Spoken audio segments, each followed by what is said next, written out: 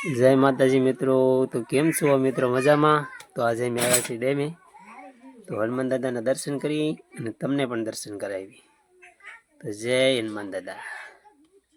તો અંદર આપણે હનુમાન દાદાના દર્શન કરી અને તમને પણ દર્શન કરી. એક દરવાજો ખુલતો નથી, મંદિર ઉપર થોડું થોડું થઈ ગયું છે ને, તો હનુમાન દાદાના દર્શન કરી અને તમને દર્શન કરાવી. કોમેન્ટમાં જય હનુમાન દાદા લખવાનું ભૂલતા નહીં. અને આપણે ડેમે તમને છે ને ડેમનો વ્યૂ બતાવી, કેવું લોકેશન છે ડેમે. તો જોવા ડેમે આવું બધું છે, બધા બારણા ખુલ્લા છે, ડેમ ફાટે એવું થઈ ગયું છે આગળ. અમને તેમ જો ભાગો જલ્દી અહીંથી, તો ઓવરલોડ પાણી આવે છે. આખો ડેમ છલકાઈ ગયો છે, ડેમના બધા દરવાજા ખુલ્લા છે. આ રીતનો ડેમનો વ્યૂ છે, મજા આવે એવું છે. તમારે આવવું હોય તો આવી શકો છો.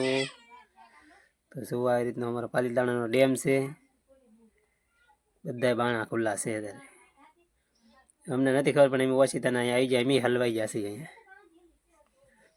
તો આ રીતનું કાંક છે. પછી આમથી ભાઈને દીપડો ભાગ્યો ને, એટલે પછી મને તો એમ કહેવાથી ભાગો જલ્દી, મને તો એમ થયું ડેમ ફાટશે આગળ. પછી આપણે તમને કોઈ દોટ મૂકી એની વાત કરવામાં જુઓ, અડધે ગયો ચક તો મને હા સડી ગયો. મને એમ ચાલે ચક ડેમ ન ફાટે, હું તો દોડવા જ મળ્યો છે. તો બોલે ડેમની પાળી સડી ગયો, દોડ્યો. ફોન તો હેઠે નેઠે પડી રહ્યો છે. ઓલો ભાઈ વાંથી લઈને આવતો હતો.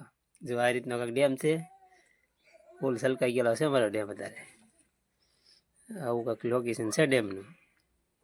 ડેમે આવ્યા હતા તમને એમ છું કે હાલો વિડીયો બનાવી. તો બધાને જય માતાજી, જય દ્વારકાધીશ. તો કોમેન્ટ કરજો.